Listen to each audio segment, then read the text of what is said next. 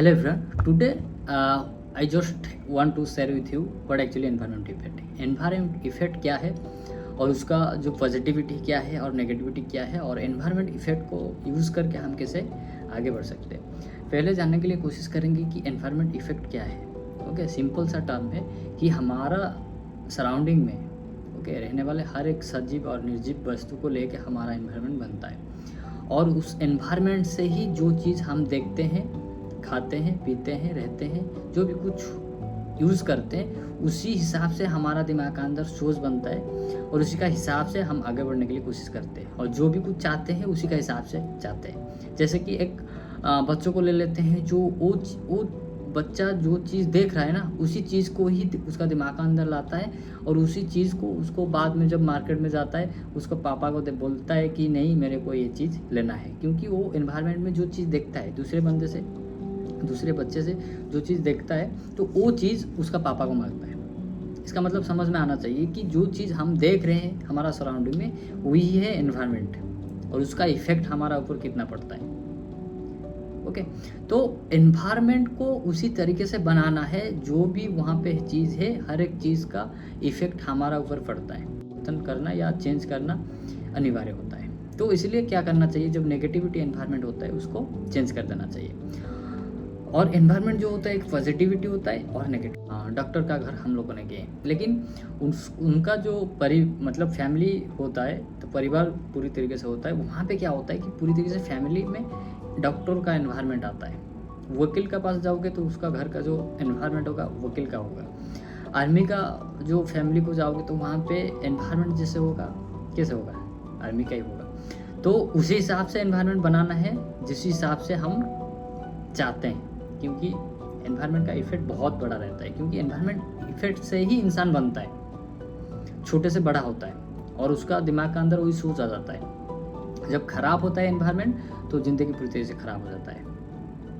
तो अच्छे और बुरे एनवायरनमेंट किस तरीके से पहचानने के लिए कोशिश करेंगे आप, ये चीज़ आपका ऊपर निर्भर करता है. क्योंकि हर एक इंसान के अंदर भगवान होते हैं, कौन सा अच्छा चीज़ है कौन सा बुरा चीज़ है ये हम लोगों का दिमाग के अंदर आ जाता है, अपने आप आ जाता है. एक चोर भी चोरी जब करता है उसका दिमाग के अंदर आता है कि नहीं ये गलत है. मजबूरी से कर रहा है तो अलग बात है, लेकिन उसको पता है कि क्या सही है क्या गलत है. तो इसलिए हमको जानना है कौन सा सही एनवायरनमेंट है कौन सा गलत एनवायरनमेंट है. जैसे कि एक एनवायरनमेंट में बैठ जाऊँ, सारे के सारे बंदे दारू पी रहे हैं, गुटखा खा रहे हैं, तो वो बैड एनवायरनमेंट है. Already I known about that thing. तो वहाँ पे क्या होना चाहिए, एनवायरनमेंट जब ख़राब हो जाता है, पूरी तरह से नेगेटिविटी हो जाता है, तो वहाँ पे क्या होता है कि मेरा जो पर्सनैलिटी स्ट्रांग होना चाहिए. जब उस ख़राब एनवायरनमेंट में मेरा जो पर्सनैलिटी स्ट्रांग नहीं करूँगा तो एनवायरनमेंट मेरे को अफेक्ट 100% करने वाला है. समझ में आ रहा है. तो एनवायरनमेंट, ये बैड एनवायरनमेंट को जानना चाहिए और इफ़ेक्ट जो होता है ये तुम्हारा ऊपर. किसी का पर्सनैलिटी बहुत ज़्यादा अच्छा रहता है, किसी का पर्सनैलिटी जब वीक हो जाता है वो एनवायरनमेंट खा जाता है उसको. बैड एनवायरनमेंट जो होता है वो खा जाता है. इसलिए ख़राब एनवायरनमेंट पे भी हम बच सकते हैं, लेकिन ये हमारा पर्सनैलिटी का ऊपर निर्भर करता है. पर्सनैलिटी का वीडियो दूसरे एक लेके आऊँगा, दूसरे एक वीडियो बना के पर्सनैलिटी जो होता है उसका बारे में लेके आऊँगा, पर्सनैलिटी कैसे रखना चाहिए. ओके, तो ये आपका ऊपर निर्भर करता है कि, लेकिन ज़्यादातर जो मतलब बच्चे होते हैं, लोग होते हैं, वो बैड एनवायरनमेंट इफेक्ट से निकल नहीं पाते. वो बैड एनवायरनमेंट क्या होता है उसको खा जाते हैं. ओके, जैसे कि एक एग्जांपल दूँ, मतलब 4 बंदे मतलब ख़राब चीज़ कंज्यूम कर रहे हैं, वो 5 आदमी होके तुम जाओगे तो तुम भी ख़राब हो जाओगे. तो 4 आदमी बैठ के मतलब बहुत लाखों रुपया कमा रहे हैं, तुम 5 आदमी जाके वहाँ पे बैठोगे तुम भी लाखों रुपया कमाओगे. तो वही एनवायरनमेंट होता है. आपको चूज़ करना है कि मेरा गॉड फीलिंग क्या है, मैं क्या बनना चाहता हूँ, उसी तरीके से एनवायरनमेंट में जाके बैठ जाना है और कुछ नहीं है. तो अपने आप ही आप चले जाओगे आगे, आपको पता नहीं चलेगा. जैसे कि एक एग्जांपल देता हूँ कि जैसे कि हम ट्रेन में जाना चाहते हैं या मेट्रो में जाना चाहते हैं. आपको कुछ नहीं करना है, आप जहाँ पर मेट्रो का गेट ओपन होने वाला है आप वहाँ पे जाके खड़ा हो जाओगे, तो लोग आएंगे आपको धक्के दे के अंदर लेके जाएंगे. समझ में आना चाहिए कि मेरे को जाना है मेट्रो में, लेकिन मैं गेट का पास खड़ा रह जाऊँगा. लेकिन एनवायरनमेंट का इफेक्ट ऐसा ही बन जाएगा तो अपने आप ही चले जाऊँगा. तो वही हमारा दिमाग के अंदर आना चाहिए। एनवायरनमेंट क्या सही है क्या गलत है, ये आपका ड्रीम का हिसाब से चूज़ करना है और उसी एनवायरनमेंट में ही डटे रहना है, तब जाके आप आगे बढ़ सकते हो।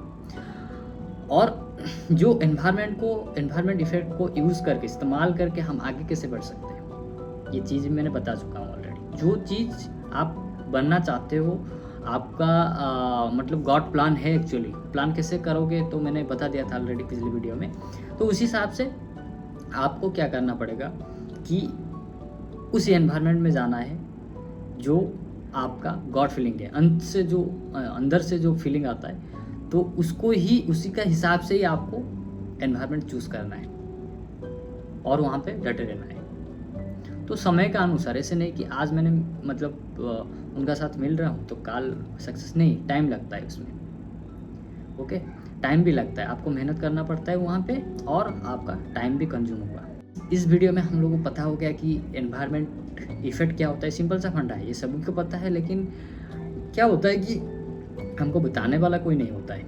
ये चीज़ मैंने अनुभव से बता रहा हूँ और अनुभव से बनाने के लिए भी कोशिश कर रहा हूँ। ओके, तो आज के लिए इतना ही है, मतलब जो एनवायरनमेंट इफेक्ट का बारे में हम लोगों ने जाने।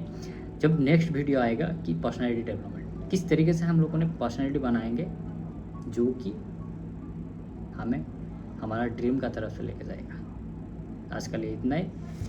जय श्री कृष्ण।